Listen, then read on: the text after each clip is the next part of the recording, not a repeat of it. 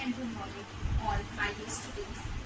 Today I am a student of BSc second year going to present my topic on simulation. So first I am going to give little bit introduction about simulation, that what is simulation. So simulation is somewhat related to the dummy that on which we are doing demonstration. So simulation is a newer pedagogical approach that has recently got much of popularity because it facilitates to provide the learning experience in the controlled environment that enhances the patient safety as well as the student confidence and comfort. We can gain our confidence. We can do very nicely this procedure to the patient when first we will practice on dummy. So this is also an example of simulation. Simulation is also a role playing where the process of teaching is developed artificially and an effort to practice some important skills is made. So this is all about simulation, introduction of simulation. So now I am going to tell you what is the definition of simulation. Simulation in Wiki Encyclopedia, simulation is defined as the limitation of the operation of a real-world process or the system over time. So this is the definition of simulation. For doing any procedure in the hospital, first we are doing this procedure on dummy. We can see we all are doing in our college, those who are doing basic nursing or MBBS student. So this is also an example of simulation because by this first when we are doing on dummy, by this we can now I am going to tell you that what is moderate fidelity simulator. So moderate fidelity simulators are relatively more complex than the low fidelity simulator. So in this, where the learner gets the feedback from the simulators. So in this, they may also provide limited opportunity to the experience any procedure, like breathing, or we can take example of pulse, breath, or heart sound, etc. So now I am going to tell you that what is the higher fidelity simulator. So higher fidelity simulators may produce the most realistic simulated patient experience. So they have ability to react or close to the real patients when the students are interacting or practicing the nursing procedures. In addition, nursing facility also has opportunity to control the also look and give the feel of real. It enables the learner to learn directly from simulated experience which are as close to as the real one. So it promotes a high level of skills of learning and critical thinking. So it develops confidence within a student, and it develops understanding of the problems may be encountered in real scenario, and it also help in ability to decision making. So in second point of this is it enables us individually to empathize with the real life situations. Now I am going to tell you third point, that is it provides feedback to the learners on the consequences of action that existing and that is interacting. So fourth is that it motivates the student to maintain the real life, monitor the so fourth point is this, it motivates the student to monitor the real life of the patient. Before doing any procedure on the real life, first we will through simulator we can do on dummy. So by this we students are gaining confidence, and by that they can give better while giving injection or any procedure to the patient, they can give in better way, because before that they have practiced on dummy, so they don't have any fear about that. So now that fifth is enable teacher and learner to assess the realism of the situation by encouraging misconception. Now, so I am going to tell you what is the purpose of simulation. So purpose of simulation it enables a learner to learn directly from stimulated experience which are as close to real one. It promotes a high level of skill of critical thinking. Then it developed a student understanding of the understanding of the prohibitor. Develop the student to understand the problem that maybe they encounter in real life or real situation. So in making decision. So it also helps in this, and it enable the individual to empathize with the real life situations. So point is this, that it provide feedback to the last point is this, that it provide to the learner of the on the consequence of active and decision made. So this is all about process. This is all about purpose of simulation. So now I am going to tell you that what is the values of simulation, that what values simulation is having in our real life. So it enables learner to learn directly from experience, and we can do better experience by simulation. It promote high level of critical thinking. It emphasize the individual with the real life situations, and it provide feedback to the learner, and then simulation help in doing any procedure very confidently to the patient to the students, and it also help to learn it also enables the teachers and learner to assess the that unnecessary problem is happening in the in any procedure.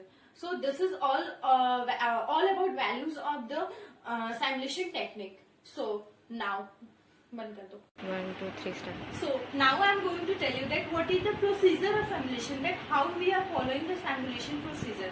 So first, selecting the role player. So in this, first we will select one group of one small group of students, that 4 to 5 member will be there and teacher. Like we are doing in our college, when we are doing any procedure, so first we are selecting group of students in alphabetical order. After that, we will selecting, and then second heading is selecting and discussing the skills. Then we will select and discuss the skill, that how we were going to demonstrate. Like in our college, our teacher is telling that how you are going to demonstrate, what is the procedure, what is the rules and regulation that you have to follow in this procedure. After that, planning. We are going to plan. So first, in our college, like we have seen that 2% is first going, and they are issuing all the articles. After that, we are planning that what is the time, in which time we are going to give this procedure, and which time we are going to demonstrate on that dummy. And then we are collecting all the articles. Then students are going in alphabetical orders. After that, they are demonstrating that procedure on that dummy. So now next is that deciding the procedure of evaluation, that what the procedure that the student did, that is wrong or right. So that thing is our teacher is deciding that thing, that they are evaluating that thing, that what is right and what is wrong, that procedure is exactly right, and that person can give to the real patient or not. Now last is provided practical lesson. Then we will provide practical lesson to the student, that they are doing procedure. So that is only practical lesson for the student. So now I will move to the modes of simulation. So this is the modes of simulation that you can see. So first is full body mechanics. So in this full body mechanics, in this simulators are physically look like a patient, and however they completely or fully simulated varies from just being physically and stop करना ना हमें दिखाएगा. So modes of simulator. So first is full body mechanics.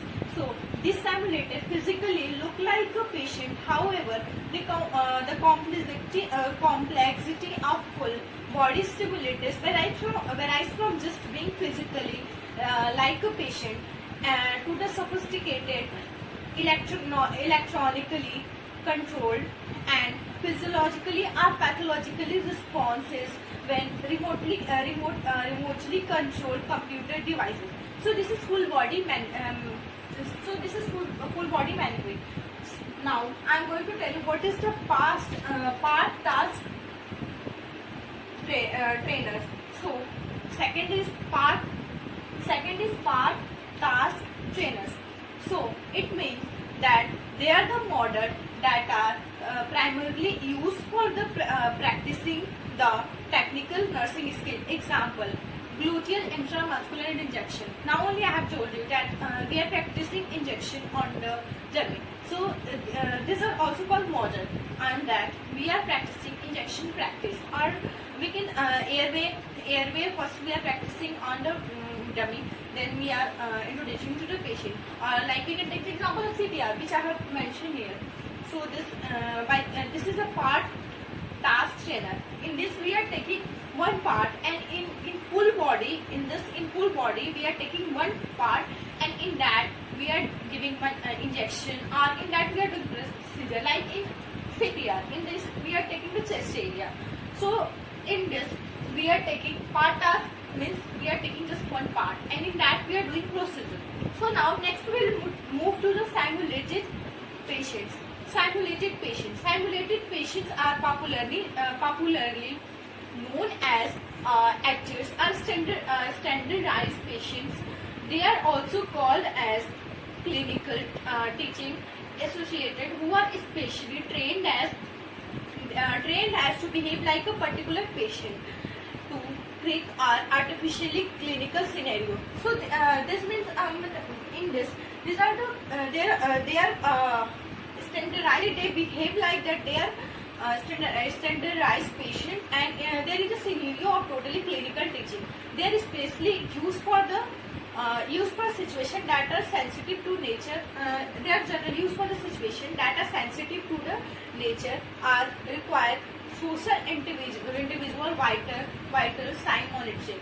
So last I am going to tell you that what is hybrid simulators. So hybrid simulators, they are the combination of the standardized patients and the part task trainer. So they are just a combination of simulated patient, because in this standardized patient on there, and part task trainer. So they are a complexion of hybrid, means you already know that mix of two things. So they are the mixer of dissolved two things, and in this it make clinical learnings more real. For example, we can see that specific electronic devices, like we are using a stethoscope, so that are giving more realistic or physiological or pathological response. So this all are about modes of simulation. That what is the modes of simulation. So now I am going to tell you that what is the advantages of simulation. So simulation stabilize a setting where theory and practice can be combined. So now I am going to tell you what is the advantage of the simulation. So simulation stabilizes setting where theory and practice can be combined. Simulation requires the teachers to be an active participant in the process. Now third, there is no risk involved. The decisions are made and carried out without physical or psychological harm to the children or any of the patient, or any result of practice teaching. Like we can do practice on dummy. If there will be mistake, so there will be no problem. But when we will do on a real life patient, so if we will do any mistakes while giving injection or anything, like we can take example of injection. When we will give in septic nerve, so the patient can be paralyzed. So this is difference between simulation and real life patient. In this, controlled teaching assignment are possible. Student teachers obtain experience that are realistic, and thus they become critical. So now I am going to tell you next point, that is it stimulates the student for acquisiting a purpose that activities, and they feel interested. Simulation is universal behavioral made. It also related to realness and learning, and it provides an integrated view and as a vehicle for interdisciplinary communication. It also provide dynamic framework. So this is advantage of the simulation. Now I am going to tell you that what is the disadvantage of the simulation. Simulation cannot be made in all subjects of the communication, and Simulation cannot be conveniently used in the case of small children because mechanism is too difficult for to follow. And the third point is that it requires lot of proportion on the part of teachers. Very few teachers are prepared to take such type of work which is required to make the technique as a success. It is time consuming. It required minimum feedback sequence to closure. It is difficult to using analytical approach. Many simulators are needed sometime which not be patiently possible somewhere. So in this we require lot of patience. So my conclusion is that simulation is a vehicle for translating classroom knowledge into a safe learning environment, and simulation allows learner to function in an environment that is as close as possible to an actual clinical situations and provide them an opportunity to think on their fit, not in their sit. So simulation promotes the use of critical evaluation and thinking. So this is all about my topic. So now I am going to conclude all the class. I am going to conclude my class. That's what we have seen today. So first I have given you introduction about simulation, that it is somewhere related to dummy. Then we have seen that definition of the simulation. Then what is the purpose of simulation. Then we have seen that how many types it have. And then we have seen that what is the modes of simulation. Then we have seen what is the principle of simulation. Then we have seen what is the values of the simulation in techniques. Then we have seen procedure. Then we have seen that what is the disadvantage and advantage of the simulation. So this all is about my topic. And so if you are having any confusion, then you can ask to me personally or in group. So I will try my best to clear my doubt. And thank you sister, thank you students for listening me.